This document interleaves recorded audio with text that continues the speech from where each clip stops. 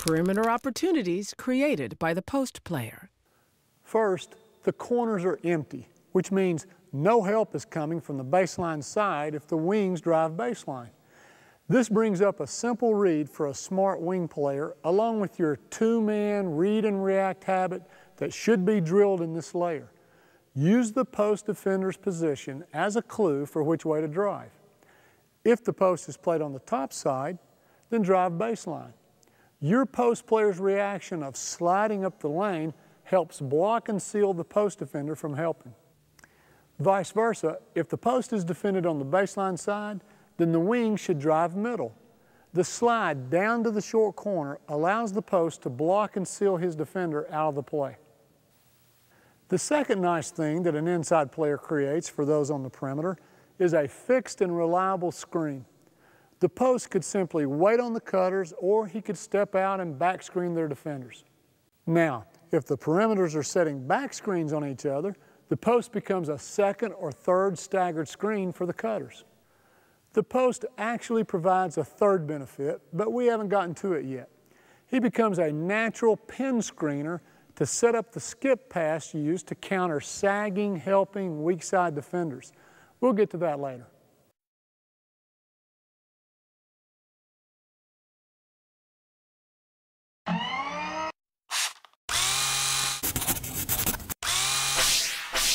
Layer 12, post passing.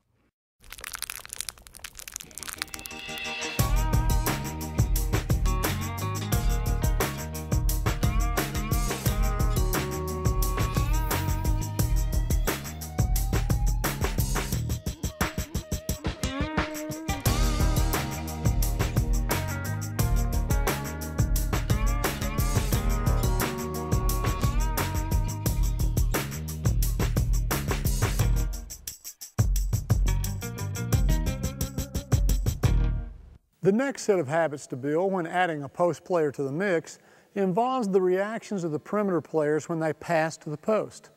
There's 3 good reasons to build these habits into your players. Pass and cut was established in an earlier fundamental layer of the offense. We're not going to ask the players to violate a reaction that we've already drilled to the point of habit. If a player feeds the post and stands, then the rest of the players usually stand and watch as well. The post player will feel the pressure to go one-on-one whether he should or not. And the third reason to have attacking cuts by the passer is to occupy the non-post defenders. If the passer cuts, then everyone on the perimeter moves as well, along with his or her defenders. Otherwise, if we pass and stand, then it becomes easier for perimeter defenders to pay attention to the situation, help down, and double team the post. 2-player read and react habit. Here are the 2-player read and react habits that must be drilled into your players in order to use this layer of the offense. And just like the other 2-player habits that we've added, these will fold seamlessly into your previous layers without compromising spacing, balance, or a previous habit. The Laker cuts are the first habits that I teach when a perimeter player feeds the post. Upon first consideration, you might say that they're simply basket cuts, and you would be correct, because pass and cut is an already established habit in our players that we're not going to break just because they pass to the post. Let's look at the details. The passer cannot basket cut directly to the hole. He must go around the post player. In order to ensure space between the post and the cutter, the Laker cut low on the baseline side must go below the big block. The Laker cut high must go above the free throw line elbow. If you don't emphasize the spacing, the post defender can guard the post and the cutter at the same time. Remember the emphasis on spacing in the first layer of the offense? Well, here it is again. And we can't let a new habit violate one of the fundamental principles of the offense. Note to youth coaches. By the way, these 2 basket cuts could be taught earlier in the sequence of building the offense, especially if I'm teaching a youth level team.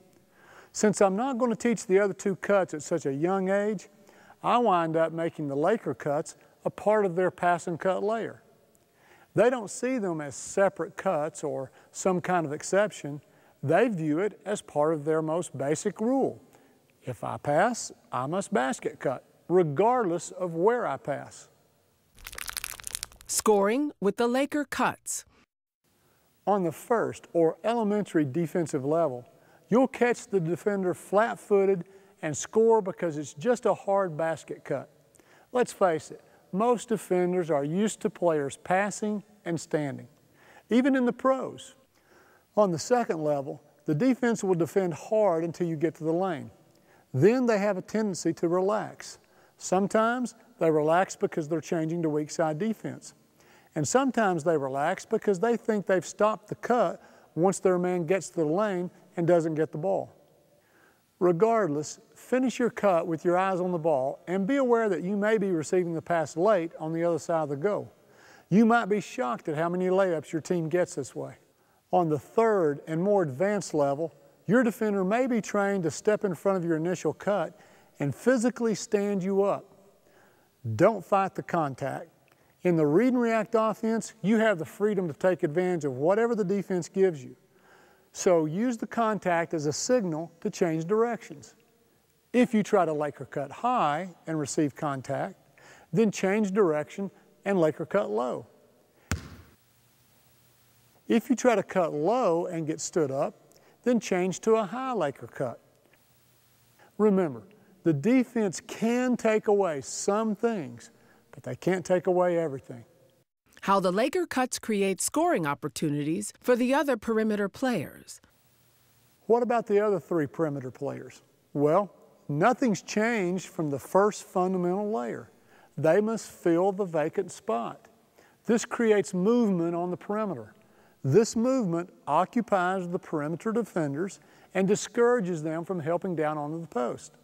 And if one of them does help down onto the post, the movement of the perimeters will create better passing targets for the post. Be aware that when you begin to move along the perimeter to fill the next spot, it can pull your defender across the read line. A basket cut in this situation is devastating and won't harm a thing other than your opponent. Someone will fill your spot, and if you don't receive the pass from the post, you'll simply fill out like you learned in the first layer. The east-west cuts after feeding the post. So, at this point, the player who feeds the post can basket cut to the right or to the left. But what about east-west? This is one of the reasons for leaving the corners empty. If your defender follows your pass and double teams the post, then relocate to the corner for the return pass. Catch and shoot, catch and drive, catch, refeed the post and cut. There's good basketball here. If you want to know all your one-on-one options versus a recovering defender in this particular situation, then pick up our one-on-one offense video. All of the moves and reads are dissected in detail. One more cut is available to you after feeding the post. I call it the X cut because it needed a name and I couldn't think of a good one. You'll set a screen for the guard above you, but that's just misdirection. Your real purpose is to set the screen and cut hard down the lane for your scoring opportunity. Summary of the 4 read and react cuts when feeding the post. Let me sum up the habits for the player who passes to the post. And again, these are the reactions that must be drilled until there's no thinking on the part of the players.